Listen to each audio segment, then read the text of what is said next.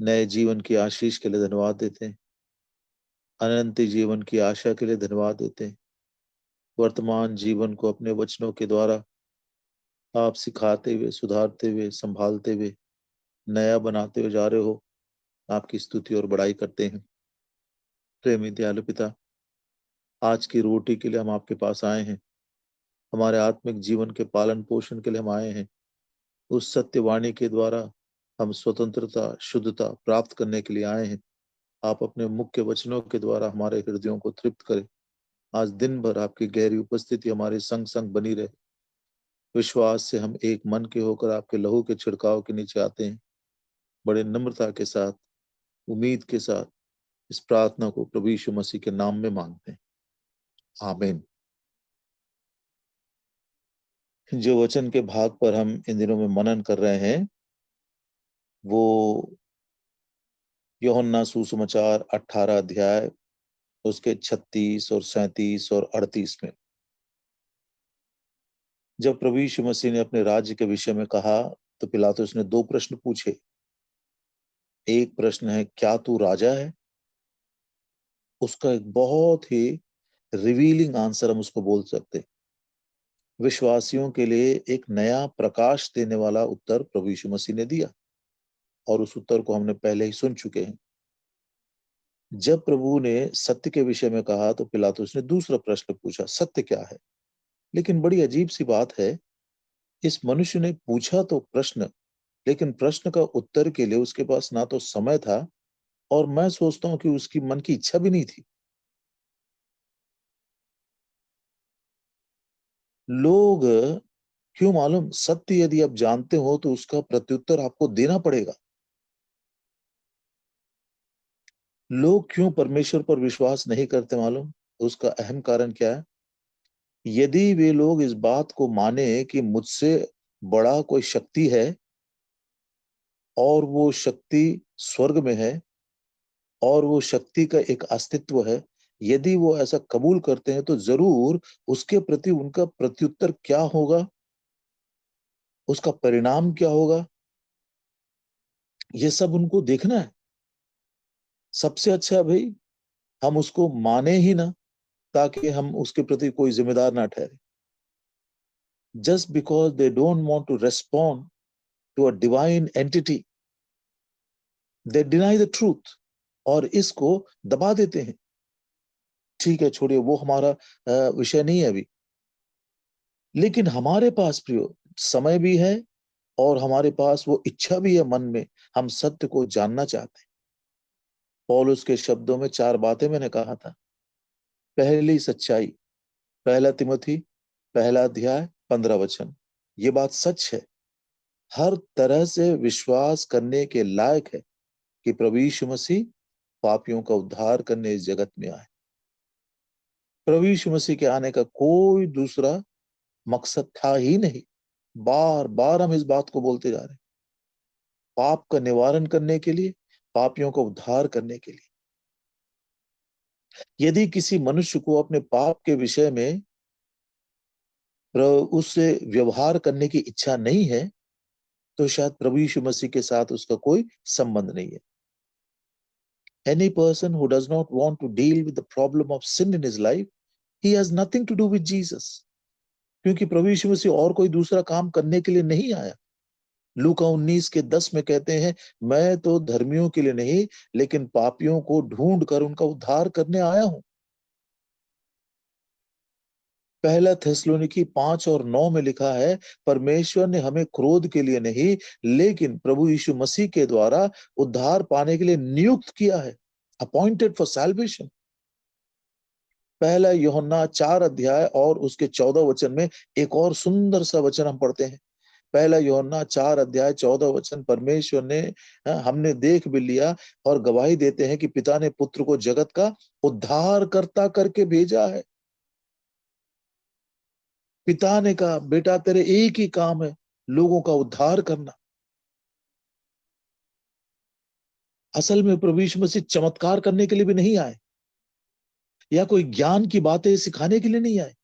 एक मनुष्य जो पाप के कारण मृत्यु में फंसा हुआ है, मृत्यु के डर के कारण गुलामी में जीवन बिता रहा है, ऐसे को उद्धार देने के लिए, मुक्ति देने के लिए, स्वतंत्र करने के लिए, और पापों की क्षमा लहू के बिना नहीं होती है, और उस अनमोल बहुमूल्य लहू को उसने क्रूस के ऊपर बहा दिया। शायद इसके पहले भी मैंने आपको एक बार बताया था, हाथ में धूल लग जाए तो पानी से धो लेते हैं, हाथ में पेंट लग जाए तो केरोसिन से धो लेते हैं, खाते खाते कोई तेल गिर जाए तो नींबू से रगड़ लेते हैं, चाय कॉफी यदि गिर जाए सफेद कपड़े के ऊपर तो दूध से धो लेते हैं। हर एक गंदगी को धोने का एक उपाय है। वैसे ही हमारे पाप के दाग को, पाप की गंदगी को धोकर शुद्ध करने के लिए, मृत्यु से छुटकारा देने के लिए प्रभु यीशु मसीह ने अपना लहू बहाया। प्रियो, ये बात सच है। क्यों सच है? करोड़ों करोड़ों लोगों की गवाही है, ना केवल पवित्र शास्त्र में, लेकिन मैं अपने जीवन की गवाही देता हूं। मुझ जैसे अधम पापी को भी प्रभु यीशु मसीह ने अनुग्रह के द्वारा उद्धार दिया है। सुनने वाले बहुतों में से आपको भी प्रभु ने उद्धार दिया। अब हमारी इच्छा है यही उद्धार का दान हमारे परिवार में, हमारे पड़ोसियों में, हमारे इष्ट कुटुंब में, सब में फैलता चला जाए। एक दूसरी सच्चाई आज सुनना चाहते हैं पौलुस के शब्दों में, पहला तिमोथी 4 अध्याय 8 और 9। पहला तिमोथी, क्यों? अच्छा, पहले 9 पढ़ते हैं, उसके बाद हम 8 पढ़ेंगे। ये बात सच और हर प्रकार से मानने के योग्य है। मतलब इसके विषय में आप तर्क नहीं कर सकते। क्या है वो सच्चाई? 8 वचन में लिखा है, देह की साधना से कम लाभ होता है, पर भक्ति सब बातों के लिए लाभदायक है, क्योंकि इस समय के और आने वाले जीवन की भी प्रतिज्ञा इसी के लिए है। Godliness is more profitable than bodily exercise. देह की साधना से भक्ति बहुत लाभदायक है। देह की साधना से भी लाभ होता है लेकिन कम होता है, लेकिन भक्ति जो है सब बातों के लिए लाभदायक है। पिछले रात को मैं एक भाई जी के साथ बात कर रहा था, और आज सुबह भी डिवोशन शुरू होने से पहले मैं बातचीत कर रहा था, तो कह रहा था कि पाश्चात्य देशों में जहां पर बहुत बड़ी समृद्धि विकास हुआ है, चर्च वालों ने बहुत बड़ा सर्वे किया। भाई, इतनी बड़ी तादाद में जवान लोग क्यों प्रभु को छोड़ रहे हैं या प्रभु के घर में नहीं आ रहे हैं? 3 कारण उसने बताया। उनमें से एक कारण उसने बताया, अंकल जी, जवान लोग कहते हैं कि चर्च में हमको कोई रोल मॉडल, प्रेरणा का स्रोत हमको दिखाई नहीं देता है, इसलिए हमको प्रोत्साहन नहीं मिलता आने के लिए। रोल मॉडल, भक्ति के बारे में प्रवचन करने वाले करोड़ों लोग हैं, भक्ति की व्याख्या करने वाले बड़े बड़े संदेशक मिल जाएंगे, भक्ति के बारे में क्या क्या बातें बोलने वाले एक से एक निपुण लोग हैं, लेकिन भक्ति का प्रेरणा स्रोत, a role model of godliness, आज प्रभु हमसे यही बोलना चाहता है। गॉडलीनेस, भक्ति बोलते साथ बड़ा एक प्रकार का डर आता, भैया मैं उतना गॉडली नहीं हूं, मैं इतना भक्ति वाला मनुष्य नहीं हूं, मैं तो साधारण मनुष्य बोलते हैं। लेकिन आज भक्ति के विषय में जो सब बातों के लिए लाभदायक, ये बात सच है, इसमें कोई डाउट नहीं है। और इसीलिए कुछ कुछ लोग देह की साधना में इतना लग जाते हैं, जिम जाते हैं, बॉडी बिल्डिंग में जाते हैं, फैशन करते हैं, अपने देह को सजाते हैं, क्या क्या नहीं करते हैं।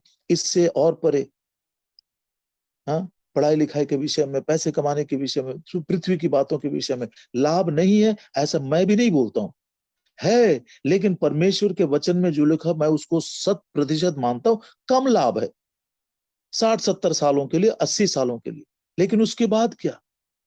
लेकिन भक्ति आज के दिन के लिए भी है और अनंत काल के लिए भी है। अब भक्ति का मतलब 2 बातें मैं आज समझ बूझकर प्रभु के अनुग्रह से अपने हृदय में इस विचार को उतारकर मैं आपके साथ शेयर करता हूं। फर्स्ट, गॉडलीनेस का मतलब एक व्यक्ति है। भक्ति का मतलब ये नहीं कि भैया एक रूल है, ये रेगुलेशन है, ऐसा करना है, ऐसा नहीं करना है, एक परंपरा, वो बात नहीं है। भक्ति, गॉडलीनेस मीन्स अ पर्सन। एक भक्ति का मतलब है एक व्यक्ति है, इसको कहां पर पढ़ते हैं? पहला तिमोथी 3 अध्याय और उसका 16 वचन। पहला तिमोथी 3 अध्याय 16 वचन। इसमें संदेह नहीं कि भक्ति का भेद गंभीर है, अर्थात वह जो शरीर में प्रकट हुआ। कितना सुंदर है! भक्ति के भेद को बताते हुए पौलुस कहता है कि वो एक व्यक्ति है जो शरीर में प्रकट हुआ। तो भक्ति का सबसे पहला सद्गुण उस व्यक्ति से हम सीखते। मैंने कहा ना, यदि आपको अभी तक कोई रोल मॉडल नहीं मिला भक्ति परायण जीवन बिताने के लिए, आज प्रभु हमको एक रोल मॉडल दे रहा है। और यदि ये रोल मॉडल आपको कलीसिया में या आपके घर में समाज में नहीं मिला, आज हम प्रभु से कहेंगे, हे प्रभु यीशु, तेरे तेरे उस उदाहरण का पालन करते हुए मैं एक रोल मॉडल दूसरों के लिए बनूंगा। तो भक्ति का भेद बताते समय पौलुस एक व्यक्ति के बारे में कह रहा है, और वो व्यक्ति प्रभु यीशु मसीह है, शरीर में प्रकट हुआ। सबसे पहली बात, शरीर में प्रकट होना उसकी नम्रता को सूचित करता है। परमेश्वर होते हुए वो मनुष्य बनकर आया। और दूसरा, आत्मा में धर्मी ठहरा। जब वो मनुष्य बनकर आया, जब लोगों के आंखों में दिखाई दे रहा था, उस समय भी उसकी नम्रता ऐसी थी, बाहरी रूप में कुछ भी नहीं है उसका, भीतरी मनुष्यत्व में, भीतरी मनुष्यत्व में मनुष्य को दिखाने के लिए, मनुष्य के सामने आडंबर कुछ भी नहीं था। यशायाह क्या कहता देखिए इसी व्यक्ति के बारे में, यशायाह नबी की किताब 53 अध्याय और उसका 1 और 2। यशायाह 53 1 और 2। जो समाचार हमें दिया गया उसका किसने विश्वास किया? यहोवा का भुजबल किस पर प्रकट हुआ? 2 वचन। क्योंकि वह उसके सामने अंकुर के समान और ऐसी जड़ के समान होगा जो निर्जल भूमि में फूट निकले। उसकी ना तो कोई सुंदरता थी कि हम उसको देखते, और ना उसका कोई रूप ही हमें ऐसा दिखाई पड़ा कि हम उसको चाहते। जब वो परमेश्वर था तो उस समय भी वो अदृश्य था। इस बात को महसूस करना कि ये बात सच है, इसकी ईश्वरीय शक्ति अदृश्य थी। लेकिन जब वही परमेश्वर मनुष्य बनकर नम्र और दीन होकर आया, तो यहां पर भी उसने अपने आप को इस रीति से अदृश्य छिपा कर रखा। क्योंकि भक्ति का भेद इतना गंभीर है, वो बाहरी नहीं है, वो भीतरी है। इस बात को 2 वचनों के द्वारा समझने की कोशिश करेंगे। रोमियो की पत्री 2 अध्याय और उसका 29 वचन। रोमन्स 2:29।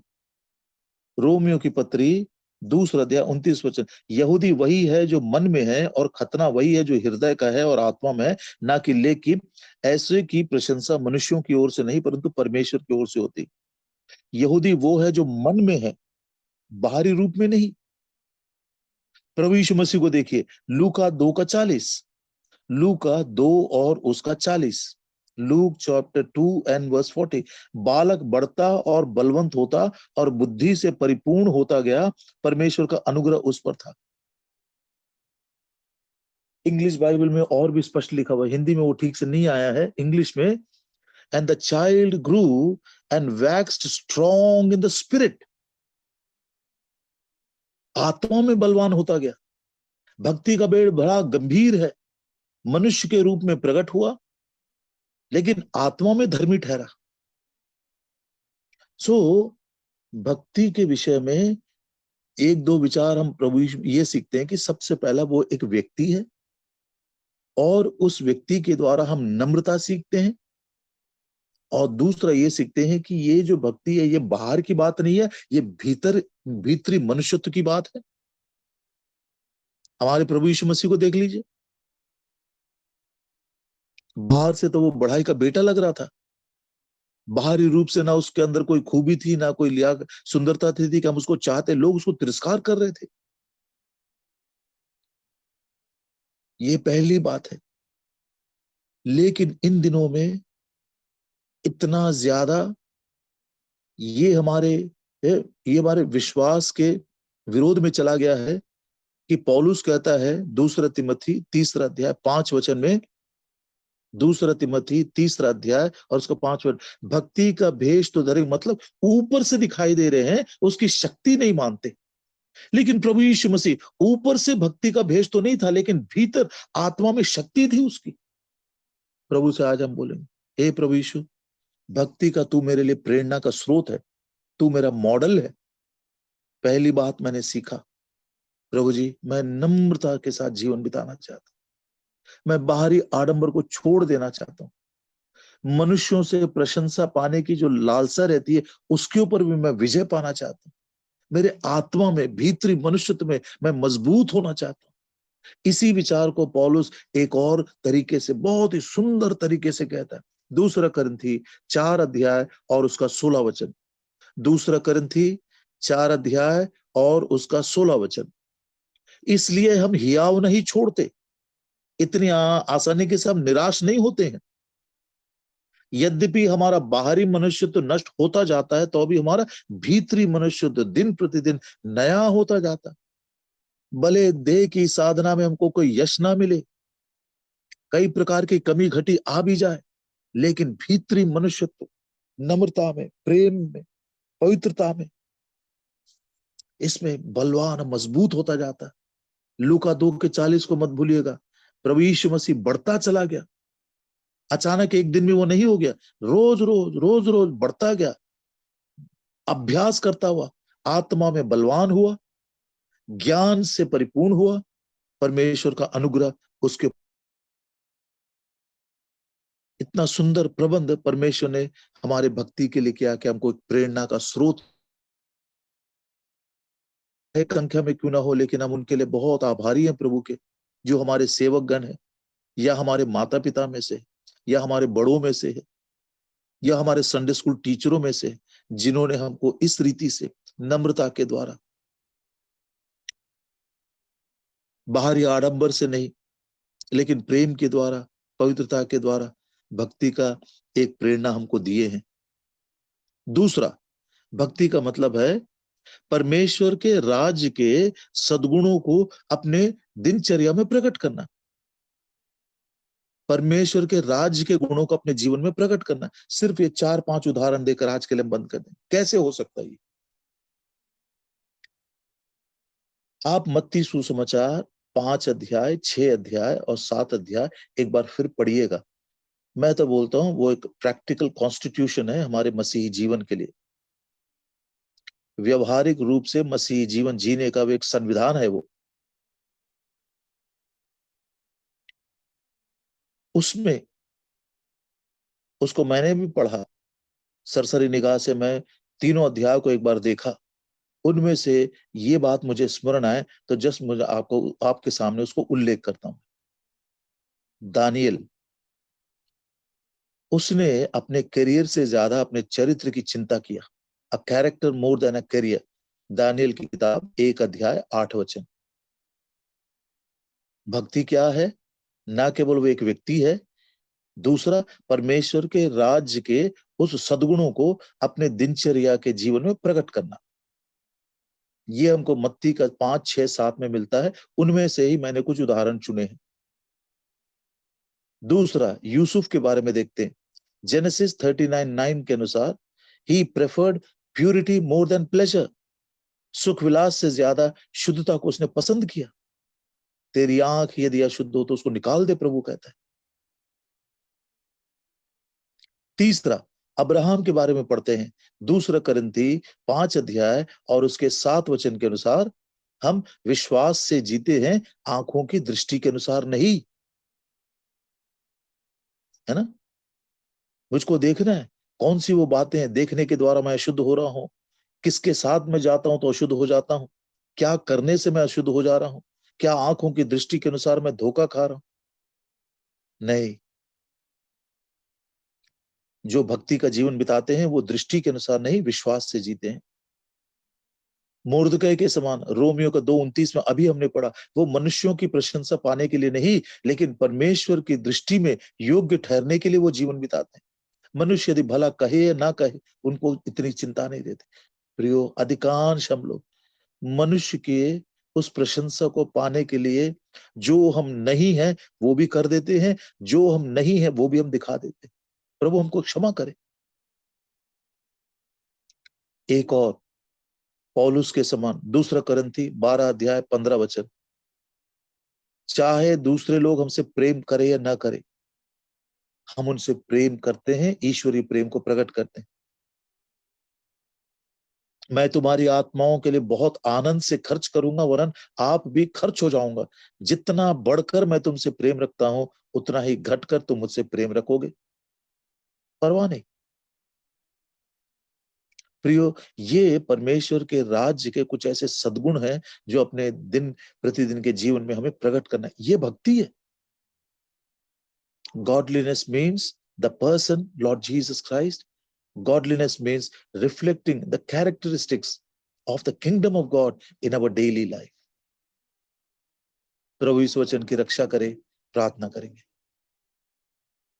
हमारे प्रेमी स्वर्गीय पिता, भक्ति का भेद गंभीर है, लेकिन आपने हमको एक सुंदर उदाहरण दिया प्रभु यीशु मसीह में। परमेश्वर होते हुए मनुष्य रूप में प्रकट हुआ, आत्मा में वो धर्मी ठहराया गया। नम्रता और भीतरी मनुष्यत्व, ये बहुत ही अहम गुण है प्रभु जी। किस बात का घमंड करें? हम नम्र होकर अपने आप को तेरे हाथों में सौंप देते। बाहरी आडंबर नहीं प्रभु जी, लेकिन हम भीतरी मनुष्यत्व में मजबूत और बलवान होना चाहते। प्रेम में, नम्रता में, दीनता में, पवित्रता में, सच्चाई में हम मजबूत होना चाहते। धन्यवाद देते हैं प्रभु यीशु मसीह के ऐसे सुंदर उदाहरण के लिए। और दूसरा, परमेश्वर के राज्य के सद्गुणों को अपने जीवन में प्रकट करना। धन्यवाद देते हैं इन अद्भुत उदाहरणों के लिए। दानिएल प्रभु जी अपने करियर से ज्यादा कैरेक्टर की चिंता किया। यूसुफ ने प्रभु जी सुखविलास से ज्यादा शुद्धता की चिंता किया। अब्राहम जैसे दृष्टि से नहीं, विश्वास से चलना। मुर्दकै जैसे मनुष्य की प्रशंसा नहीं, लेकिन परमेश्वर की ओर से प्रशंसा पाना। पौलुस के जैसे प्रभु जी, चाहे दूसरे लोग हमसे प्रेम करे या ना करे, हम मसीह के प्रेम को प्रकट करते जाएं, उनके ऊपर हम उंडेलते जाएं, खर्च हो जाएं और खर्च कर दे।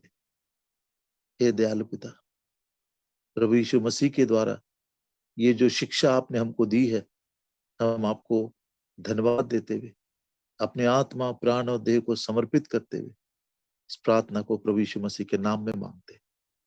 आमीन। जय प्रेज द लॉर्ड। जय